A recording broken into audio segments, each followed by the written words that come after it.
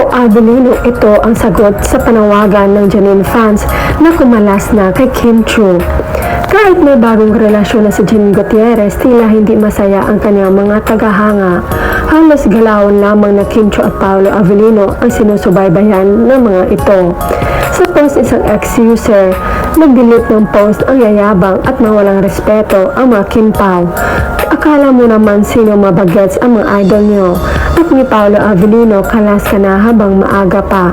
Bastos na mamayayabang pa ang mga Kim Pao fans, walang respeto kay Sir MJ Felipe. Tila dinamay pa naman ito ang news personality na si MJ Felipe.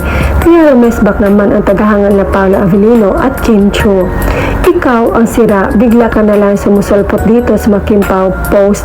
Pagkaabalahan mo starlet mong idol na si Janine para masama naman sa top 45 stars na blockbuster royalties o para masama naman sa top taxpayer na artista sa bansa. Oh sorry, starlet pala yun, never sikat. Inggit na inggit ang fan ni starlet. Tawagan lang sa number na ito of a neurology clinic. Kindly make an appointment. I think you badly needed it.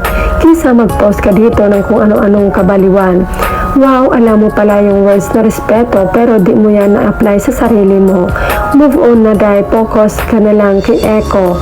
Maria Jose, wa pa ka move on na da. Kailan ka kaya matulad doon sa napauwing kagaya mo na basher? Huwag iiyak pag na-trace ka ha. Ito parang matauhan ka. Di magsasawang katrabaho ka. Di nakakasawang katrabaho si Kim. Hindi na malagpas sa dalawa ang project. Sorry if nagsawa agad sa idol mo, nakakasawa siguro pagmumukha. So nakaka-heart, diba? Yan kakalas kay Kemi. Dream. Haler. Hoy, mas matanda yung starlet mong idol. Sorry, matagal ka pang maging ganyan kasi after ng movie nila, may another project pa sila.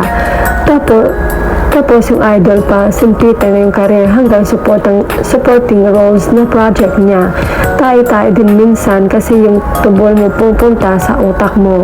Coming from you talaga, ate ko, you posting about respect when you yourself promote hate towards Kim Chiu. Super hypocrite. Nakakaloka ka, wala ka bang kaibigan, lungkot ng buhay mo akla. Lagi mo na lang binabantayan ang Kim Pao fans at yung dalawa. Nga pala, sumagot lang ako para sabihin sa iyo na never naging starlet ang Kemi namin.